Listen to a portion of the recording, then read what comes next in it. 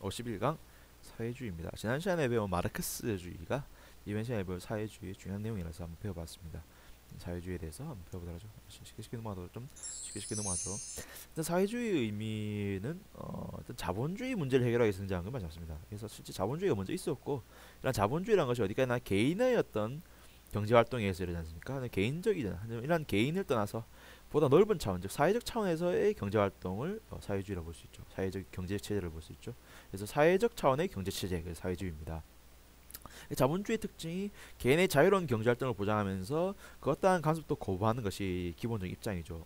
당연히 자유방임주의 얘기입니다. 수용 자본주의가 아니라 여기서 자본주의는 자본 자유방임입니다. 그러니까 사회주의 등장 배경에는 당연히 수용 자본주의였다면 등장하지 않았겠죠. 그래서 수용 자본주의 이전에 자유방임주의 시기에 자본주의 자체가 잘못됐다는 생각을 먼저 했기 때문에, 그래서 수정하기에 앞서 그러한 것을 아예 탈피해서 반대 경향이 나타난 거죠. 자본주의 반대는 사회주의로 보는 것이 맞습니다. 하지만 이제 자본주의가 이후 이제 스스로가 어떤 자체 정화를 거치면서 수용되면서 수용 자본주의가 되면서 이런 사회주의적인 의견들을 많이 수용하게 되면서 우리는 지금의 자본주의 체계를 맞이하게 됐고, 그래서 지금 여러분들이 우리가 살고 있는 자본주의 사회는 그렇게 지나치도록 잔혹한 시대는 아니죠. 여전히 많은 문제점을 안고 있는 건 사실입니다. 하지만 그럼에도 불구하고 어떤 정부라든가 사회적 어떤 노력을 통해서 일정 부분 그런 것들을 보완하고자 노력하는 모습 볼 수 있죠. 하지만 옛날에 좀 더 급진적인 사람들은 이런 자본주의 자체를 아예 거부했던 거죠. 그것이 사회주의의 시작일 겁니다. 특히나 뭐 문제입니까? 경제적 불안정성. 아까 말했듯이 우리 자유분주의 배울 때 배웠죠. 자유방임주의 생겼던 그런 문제들, 시장 실패라 불렀죠. 그런 문제들과 빈부격차 문제, 이런 것들을 극복하기 위해서 나온 것이다. 사회주의다 알 수 있겠습니다. 이런 사회주의는 발달 과정이 있는데 크게 공상적 사회주의, 과학적 사회주의, 소련식 사회주의, 그다음에 민주사회주의 요게 있습니다. 여기 민주사회가 가장 최근 무련이고요. 공상적 사회주의라는 것은 이제 초기 등장한 것은 정말 최초의 사회주의입니다. 그래서 생시몽, 프리에, 오웬 이런 사람들이 만든 건데 굉장히 공상적인 수준에 머물렀기 때문에 공상주의 사회주의는 지난 시간에 배웠죠. 마르크스가 이 사람들을 비판했죠. 이론화되지 못하고 굉장히 허무맹랑한 이런 내용들이 불과함이 나왔죠. 이 땅에 뭐 우리 뭐 그 유토피아 기억납니까? 여기서 유토피아는 누굽니까? 토마스 모어의 유토피아처럼 밑도 끝도 없이 뭐 노동시간 몇 시간, 자는 시간 몇 시간 막 이렇게 뭐 그렇게 만든 것좀 비슷한 거죠. 그래서 이런 이론들은 이론적인 가치가 없다 이렇게 보고 마르크스가 이름을 지어줍니다. 사회주의 사회주의 무슨 사회주의다, 공상적 사회주의다 이렇게 불러버리죠. 마르크스가 이름 지어줬어요. 마르크스가 그래서 등장한 것이 뭡니까? 과학적 사회주의다. 특히나 마르크스는 많은 저작을 누가 하게 했냐면 그의 절친이죠. 절친 이게 뭐해 준 말이냐? 절친한 친구. 그렇네요. 절친인 엥겔스와 함께 프리드리히 엥겔스와 함께 했습니다. 엥겔스가 이제 마르크스 친구인데, 마르크스가 실제 굉장히 불우하게 삽니다. 불우하게 사. 그래서 그러니까 뭐 직업도 변변한 게 하나도 없었고 늘 노동자들을 위한 그런 이론 연구에 몰두했기 때문에 실제 돈벌이 되는 건 하나도 없었죠. 돈을 벌려면은 자본가에게 어떤, 솔직히 이 시기 학문이란 것도 자본가의 입맛에 맞아야지 팔리는 거 아니겠습니까? 이론이란 것도 팔리려면 맞죠. 자본가의 입맛에 맞아야 되는데 자본가의 입맛과는 반대로 또 자본가를 까는 입장이니까, 비판하는 입장이니까 당연히 뭐 돈도 못 벌고, 반면 엥겔스는 이제 사업체를 하나 꾸리고 있는 사장이었고, 아마 그래서 절친인 엥겔스가 이제 마르크스에게 이제 돈을 좀 주면서 생회를 도와주면서 살았는데, 마르크스도 결국은 뭐 불우한 삶을 끝에 죽습니다. 뭐 부인도 뭐 폐병으로 죽고, 하나 있는 딸도 그렇게 병으로 죽고, 자신조차도 결국은 죽는데, 그래도 그런 상황 속에서도 영국에서 대형 박물관에서 도서관에서 이제 영국 국립도서관에서 계속 그 연구를 마저 하면서 결국은 이렇게 해내게 되죠. 마르크스 필생의 자기 스스로 이제 난 정말 이 자본주의적인 어떤 이 현상을 극복하기 위해서 나를 던져내려주려고 했겠죠 아마. 그래서 그런 의지에 대해서, 숭고한 의지에 대해서는 뭐 우리가 비판보다는 어떤 그런 진실된 모습에 아주 주목해야 될 것입니다. 그렇다고 해서 제가 마르크스 좋아하는 건 아니지만 아무튼 그렇게 해서 마르크스가 이론을 내놓게 되는데, 그래서 나름대로 자기는 뭐라 생각하냐면 과학적이라 생각하는 거죠. 아까 전에 말했듯이 역사 발전의 필연적인 법칙, 과학적 법칙을 발견했기 때문에 과학적이다 이런 식이 되는 것이고, 그래서 이제 대표적인 저작이 이제 자본론이란 공산당 선언 이런 게 있는데, 이 공산당 선언이 이제 첫 구절이 이제 아주 첫 구절 마지막 구절이죠. 마지막 구절이 아주 유명한 구절로 끝나죠. 만국의 전 세계 노동자들이여 단결하라. 그래서 마지막 그 어떤 피해 혁명을 마치 일으킬 것을 요구하는데 그런 걸로 끝납니다. 이게 이제 공산당 선언이죠. 당연히 이제 이 시기 모든 사회주의는 이때부터 사회주의 마르크스 이론이 이제 굉장히 큰 파장을 불러일으키게 되고 그래서 이제 현실화하려는 노력이 나타나게 되는데 그런 현실화된 맨 처음 세계 최초로 일어난 마르크스의 공산주의 이론이 현실화된 것은 바로 러시아입니다. 러시아가 이제 황제가 이제 운영하고 있었는데 각종 비리라든가 억압으로 인해서 이 볼셰비키 혁명을 일으키게 되고 그런 볼셰비키 혁명을 통해서 주변 국가들을 모아서 소비에트 연합이라는 걸 만들죠. 그래서 줄이면 그걸 소련이라 하죠. 소련이라 부른다. 지금은 붕괴되고 없습니다만은 91년까지 있었죠. 91년까지. 그래서 소비에트 연합 그래가지고 우리 카자흐스탄, 뭐 우즈베키스탄, 장모님의 나라죠. 장모님의 나라. 가자 장모님의 나라로 맞죠. 그 구절 이런 분 예쁘잖아요, 맞죠? 장모님의 나라. 김태희가 밥 갈고 뭐 그렇다는데 진짜 그건 아닌데 또 뭐 하여튼 뭐 국제 결혼 많이 한다는데 그런 그 북유럽 국가들, 동유럽이라죠. 동유럽 국가들을 이렇게 뭉쳐가지고 소비에트 연합을 만들면서 공산주의를 시행하게 되죠, 처음으로. 이게 이제 그런 볼셰비키 혁명의 대표자가 이제 레닌이죠, 레닌. 그리고 2세대가 이제 스탈린이고, 다음 뭐 후르시초프, 고르바초프 말에 넘어가는데 고르바초프보다는 이제 개혁 개방 맞죠? 이렇게 하면서 이제 공산주의가 서서히 이제 그것을 해체시켜 가게 되고 91년도에는 마침 해체되게 됩니다. 자체 모순에 의해서 공산주의 자체가 갖고 있는 모순점들 때문에 붕괴가 오게 되죠. 그렇게 되면서 소련은 지금 더 이상 사회주의가 아닙니다. 그렇죠? 또 뭐 이러한 소련의 영향을 받은 것이 이제 중국도 당연히 그런 이론을 현실화한 것 중에 하지만 좀 다릅니다. 모습은 많이 다르고 어떤 근데 그렇다고 해서 소련이 마르크스의 이론을 그대로 적용시킨 것은 아닙니다. 그게 일종의 문제점일 수도 있는데 실제 마르크스 이론이 완전히 현실화된 적은 한 번도 없을 거예요 아마. 왜냐하면 소련은 분명히 몇 가지 문제점을 갖고 있거든요. 첫째로는 당시 러시아가 이제 마르크스가 말한 것처럼 마르크스는 원래 이 공산주의라는 것이 자본주의가 고도화돼서 그 정점에 달했을 때 온다고 보고 있는데 소련은 당시 농업사회였거든. 농촌사회. 그래서 농사 짓는 사람들이 혁명을 하니까 이게 좀 안 맞습니다. 그래서 또 자발적이기보다는 당에 의해서 우리가 잘 아는 공산당에 의해서 공산당의 주도를 통해 갖고 혁명했기 때문에 실제로는 아래로부터 혁명이 아니라 위로부터 혁명이라는 말이 맞겠죠. 혁명 이후에도 당연히 위로부터의 어떤 명령 이런 것이 강했고 실제로는 우리가 공산주의 하면 떠올리는 모습이 뭡니까? 지금 우리가 북한을 보면서 할 수 있죠. 북한을 뭡니까? 독재라 부르죠. 독재. 세습군주 독재 아닙니까? 이러다 가점한테 맞아 죽는 거 아닌가 모르겠네. 자, 그래서 세습형에 의해서 독재를 그래서 소련도 마찬가지 독재 형식이었죠. 독재 형태. 그래서 실제로는 일당 우리가 원래 민주주의가 되려면 당이 여러 개 있고 그런 당들 간의 경쟁이 있고 이렇게 뭐 이 견제가 있어야 되는 견제 전혀 없습니다. 맞죠? 일당 공산당 혹은 우리 볼셰비키 당에 의해서 주도돼 가지고 이 사람들이 다 알아서 하고 모든 건 당에서 결정되고 정부는 어디까지 당의 어떤 신여에 불과한 상황 이런 것이 이제 우리가 흔히 알고 있는 공산당의 이미지죠. 그렇죠? 그래서 공산당 하면 우리가 공산주의 하면 생각나는 게 독재인데 그 실제 뭐 마르크스가 그런 부분을 지속적으로 언급한 부분도 있고 실제 현실화된 사회주의 대부분이 독재 형태였기 때문에 그렇게 느낄 수밖에 없죠. 하지만 이제 고르바초프 시기 오면은 이제 개혁 개방을 추구하게 되고 91년도에는 결국 해체가 되니까 당연히 국민들이 그 억압적인 정치를 좋아할 리가 없습니다. 그리고 실제 이런 공산당이 하나의 권력 체계가 되면서 당연히 마르크스가 꿈꾸는 공산주의 사회는 모든 어떤 권력이 해체된 사회인데 실제 알고 보면 소련은 계속적인 권력적 사회였기 때문에 그런 비리라든가 부정부패에 대해서 도저히 안 되겠다 싶어서 무너지게 되고 또 우리가 기본적으로 사회주의가 갖고 있는 특징이 노동에 대한 어떤 유인이 없죠. 유인가 즉 노동을 하고 싶어하는 욕구가 안 생깁니다. 어차피 일해봤자 월급은 똑같으니까 보호받을 거니까 보호만 받지 일을 하기 싫어하죠. 그런 사회가 되다 보니까 생산력이 떨어지면서 사회가 자연스러워 붕괴가 됐다 말할 수 있겠습니다. 소련식 사회주의는 실패한 사회주의입니다. 그리고 이제 이러한 반면에 또 마르크스 이론을 좀 변형시킨 사람도 있어요. 마르크스 이론은 크게 세 가지 분류가 있습니다. 마르크스 이론이 있으면 마르크스의 이러한 이론을 초기에 일부 마르크스를 그대로 이어가는 사람도 있었습니다. 그래서 마르크스를 그대로 이어가는 사람도 있었는데 이걸 뭐라 부르지?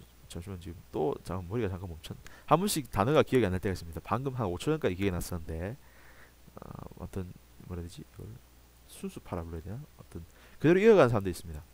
반면에 마르크스 이론 좀 변형시킨 사람인데 그 사람 중에 하나 레닌처럼 소련이 이렇듯이 약간 변형시켰고 소련식 사회주의였고 이러한 마르크스 이론을 좀 변형시켜서 조금 민주적인 모습을 들은 것이 이제 민주사회주의죠. 그래서 이게 이제 수정주의라고 부르는 수정주의. 그렇죠? 그렇죠? 이걸 온건파라 부르면 되나? 온건파라 볼까요? 마르크스를 그대로 유지하고 그라스를 그대로 가진 사람들이 있었고 소련식으로 변형시킨 레닌이 있었고 반면에 레닌을 특히나 거부하면서 레닌의 입장을 특히나 거부하면서 이와 달리 마르크스를 조금 변형시킬 필요가 있다고 보는 사람들이 있습니다. 이제 그런 사람들의 입장을 민주사회주의다. 또 이러한 수용자본주의 말고도 특히나 이 마르크스 말고 영국의 사회주의는 따로 발전했거든요. 마르크스 이전부터 오웬이라는 사람, 오웬 봤죠? 오웬이 영국 사회주의 시초인데 영국 사회주의는 원래부터 마르크스랑 노선이 좀 달랐습니다. 굉장히 좀 뭔 특징이 갖고 있냐면 영국 특징의 그 의회 정치 특징이 좀 있죠. 그래서 영국은 폭력적인 혁명이 한 번도 일어나지 않았습니다. 우리 영국 명예혁명 기억나죠?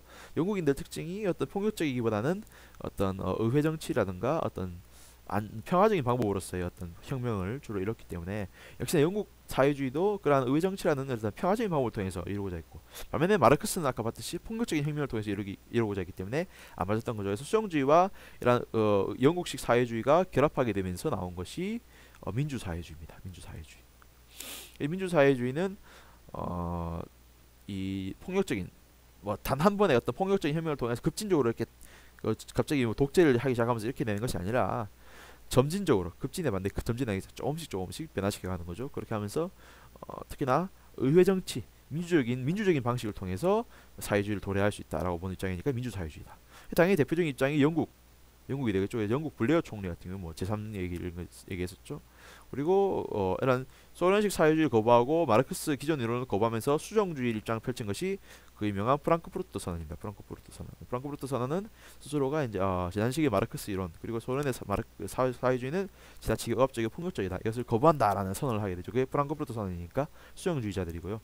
또 아까 말했지 페이비안 사회주의가 영국 사회주의 다른 이름입니다. 그러니까 이런 페이비안 사회주의와 영국 블레어 총리 내용도 보면 있지만 영국식 사회주의는 원래 의회 정치를 추구했고 베른슈타인은 초기 수정주의자입니다. 그러니까 결국 수정주의와 영국식 사회주의가 페이비안 사회주의가 결합된 것이 민주사회주의죠.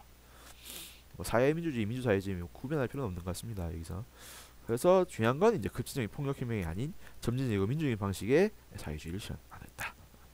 네, 과학적 사회주의라 마르크스라든가 소련식 사회주의는 이제 폭력적인 방식, 독재라는 방식을 통해서 공산주의를 도래하겠다 이런 식이 되는 거죠. 자, 이렇게 해서 크게 네 가지 종류의 사회주의를 받고 그러한 발달 과정을 봤습니다.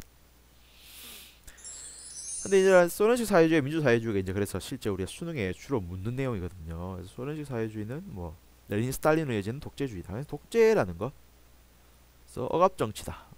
급진적인 혁명이다. 당연히 급진적인 폭력혁명을 통해서 폭력적이다. 이런 거. 반면에 민주사회주의는 어떻습니까?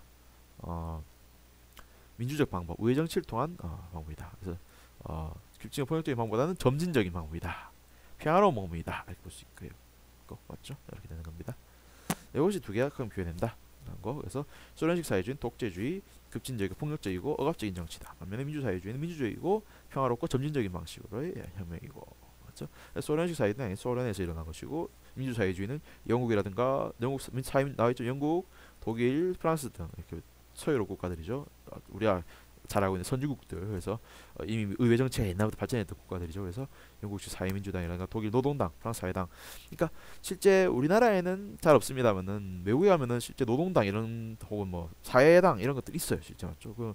우리는 솔직히 뭐 그런 것이 연내에 들어오기 힘들죠. 우리 최근에 있었던 건 민주노동당이죠. 민주노동당은 말 그대로 노동당입니다. 맞죠? 노동자들의 입장을 대변하는 당이죠. 그런 것처럼 뭐 사회주의적 입장을 띠는데 실제 우리나라에서는 잘 없지만은 우리나라 사람들 솔직히 거부감이 많이 듭니다. 그런 노동당, 사회당 이런 거 이름 붙이면 맞죠? 딱 보면 맞죠? 레드 컴플렉스 바로 나죠. 예. 뭐 레드 컴플렉스는 당연히 우리 6.25 때 우리한 분단의 역사가 있기 때문에 그런 것들 때문에 또 북한이 있기 때문에 좀 그런 것이 있을 수밖에 없죠. 맞죠? 우리 세계에서 레드 컴플렉스 제일 심한 나라가 이제 미국이랑 한국 아니겠습니까? 미국, 한국, 일본 맞죠? 이런 사람들.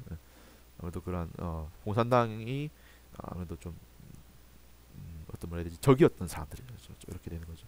영국 같은 경우 독일이라든가 프랑스는 자연스럽게 이러한 것들을 할 수 있었고 따라서 그 당내 연내 국회 내에 이런 당들이 포진하고 있죠. 그래서 실제 그런 사회주의적인 어떤 정책을 내놓고 여기서 통과시키고자 하고 있죠. 그래서 이것이 민주사회주의다 볼 수 있습니다. 의정치라는 것을 통해서 어떻게 그럼 사회주의를 도래하냐 이런 거죠. 그냥 우리가 선거를 치르면은 연내에 당연히 다수당이 있을 거 아닙니까? 그 다수당이 집권하게 되면은 그 내에서 이제 내각을 이루게 되고 내각의 수상이 나오게 되지 않습니까? 그런 것처럼 뭐 선거를 통해 가지고 사회당이 의회 다수를 차지하게 되면 사회주의적인 제도들을 시행할 수 있을 것이고 이렇게 된다는 거죠. 그래서 실제 이 사람들의 특징이 우리가 하이브리드 방식이라죠. 하이브리드 자본주의 내에서 자본주의를 지켜가면서도 사회주의 요소들을 끌고 가는 거죠. 공산주의의 특징은 아예 자본주의 자체를 완전히 거부하는 거지 않습니까? 사유재산을 완전히 거부하는 건지 사유재산을 아주 거부하는 입장인데 반면에 이러한 영국식 사회주의, 프랑스 사회주의 이런 사회주의들은 전부 다 어떻습니까? 서유럽 사회주의들은 민주사회주의들은 자본주의 내에서 어떤 세금 정책이라든가 복지 정책을 통해서 사회주의를 이끌 수 있다. 북유럽 국가들처럼 그렇게 되는 겁니다. 하지만 우리가 봤겠지만 사회주의가 아직 현실화되지 못한 것은 아마도 많은 한계점이 있기 때문이겠죠. 그래서 완전히 사회주의 실제 사본주의가 대세인데 못 버린 이유는 사회주의가 갖고 있는 한계점이 몇 가지 있기 때문이죠. 먼저 경기 침체 지속입니다. 좀 잘 살라고 우리 사회주의라는 것이 잘 살기 위해서 하는 건데 실제는 잘 살지 못하게 되는 가장 큰 이유 중에는 수익을 그만큼 생산력이 그만큼 발전하지 못하기 때문이죠. 그러한 이유는 일단 계획 경제이기 때문에 일단 경제적으로 비효율적입니다. 아까 말했듯이 제한의 자본주의에 대해서 설명했겠지만 수용 자본주의가 갖고 있는 문제점이 뭐냐면 정부가 주도하기 때문에 굉장히 극변하는 자연 경제 현상을 못 따라잡는다는 거죠. 예측도 어렵고 진짜 그래서 경직되어 있습니다. 맞죠? 한계가 있습니다. 당연히 뭔가를 했는데 효율적이기보다는 비효율적인 경우가 많죠. 정부가 주도했을 때는 돈은 많이 되지만 실제 수익이 안 나는 경우가 많이 있었을 것이고 또 근로의욕 상실 열심히 일해봤자 어차피 똑같이 받는단 말이죠. 그러면 당연히 일하기 싫죠. 그리고 북유럽 국가 복지병 있다 그랬죠. 그래서 열심히 일 안 해도 그 실업수당 지원금 다 나오기 때문에 실제 그것만 받고 아무도 일 안 한다고 합니다.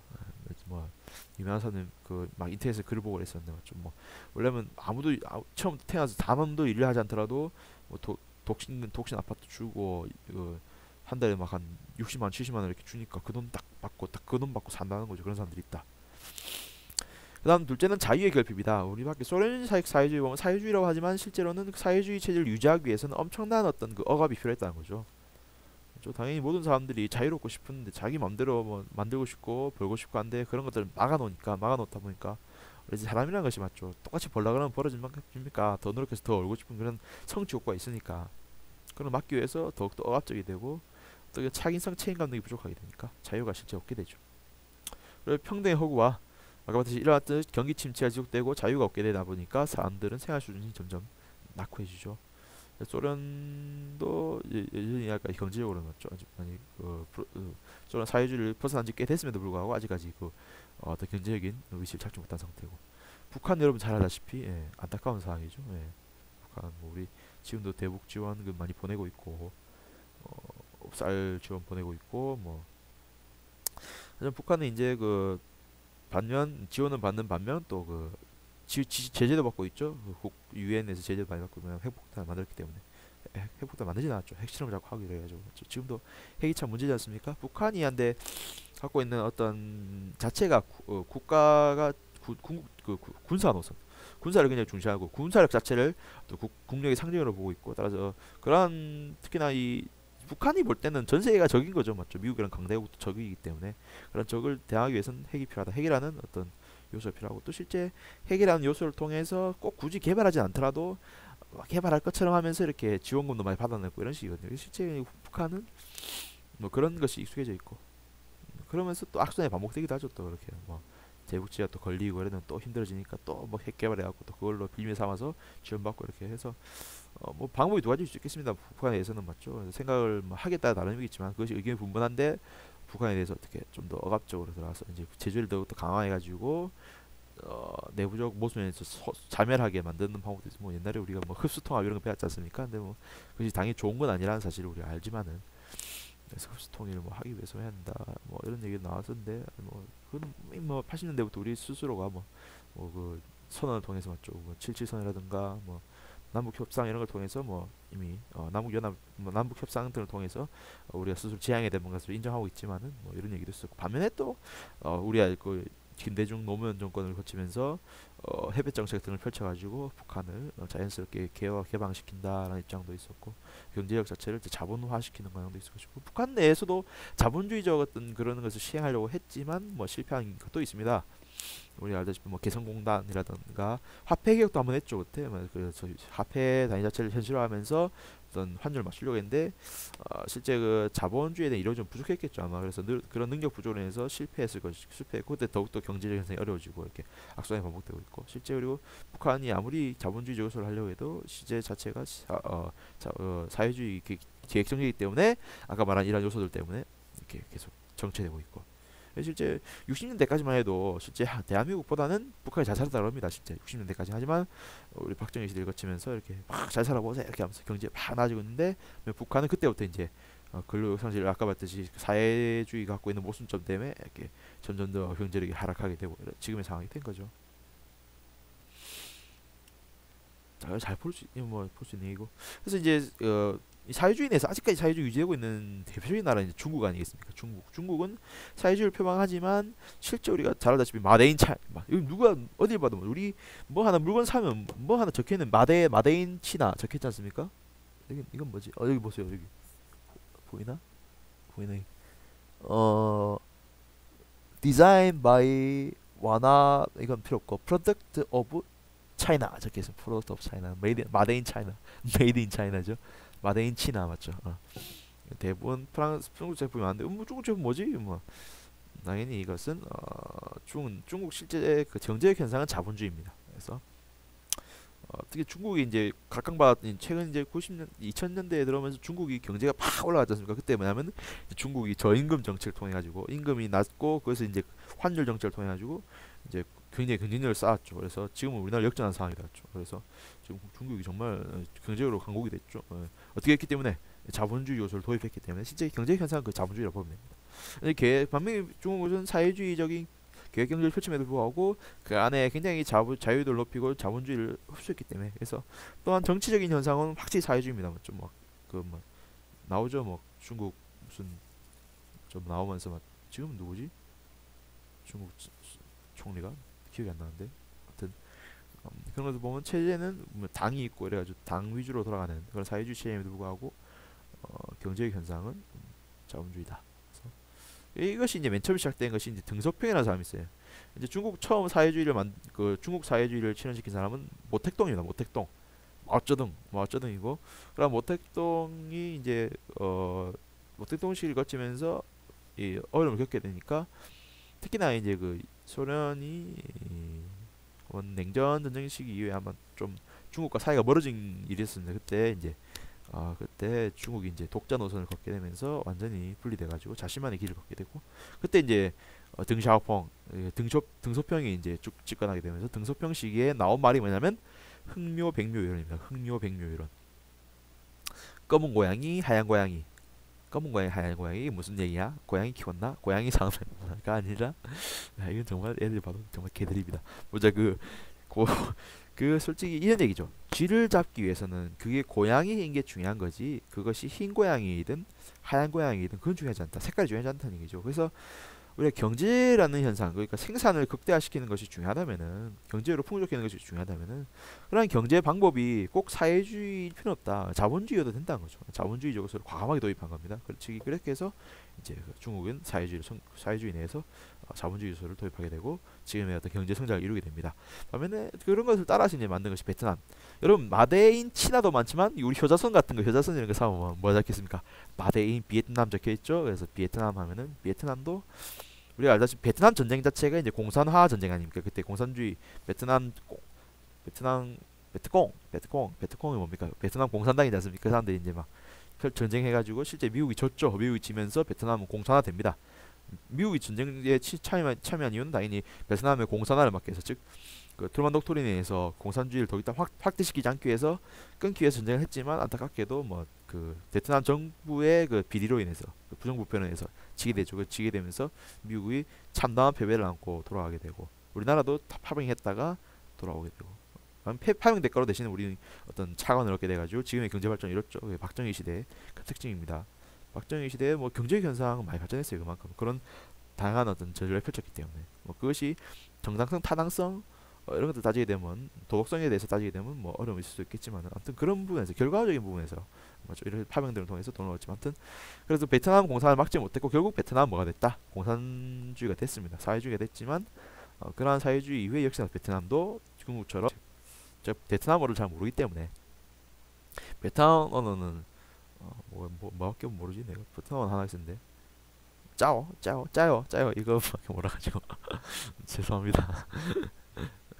그래서 아무튼 도인보이가 뭔지는 잘 모르겠어요. 근데 아무튼 자본주의 도입했답니다. 뭐 무지입 이렇게 나오는 거 있더라고. 난 대체로 잘 모르는데 무지입 보고 들었는데. 자 그래서 뭐 도인보이 정책을 펼쳐서 지금 우리가 마데인 차이나, 마데인 치나, 마데인 베트남 이게 많죠 물건들 그런 건 자본주의가 보이는 거죠. 자 이번 시간에 이렇게 배워봤습니다. 정리해 볼까요? 우리는 사회주의 배웠다. 사회주의 우리 솔직히 다른 내용은 다 필요 없고요. 제일 중요한 거 두 개가 이제 시험에 나옵니다. 늘 나오는 건 소련식 사회주의랑 민주사회주의 이렇게 비교가 됩니다. 소련식 사회주의 뭐였습니까? 폭력적이고 급진적이었다. 혁명 자체가 급진적인 그런 폭력혁명이었다. 반면에 민주사회는 점진적인 평화적인 방식, 의회 정치를 통한 혁명이었다. 전환이었다. 이렇게 볼 수 있죠. 그런 특징 알아봤습니다. 자, 문제도 그런 내용을 담고 있습니다. 여러분들 한번 문제 풀어보세요.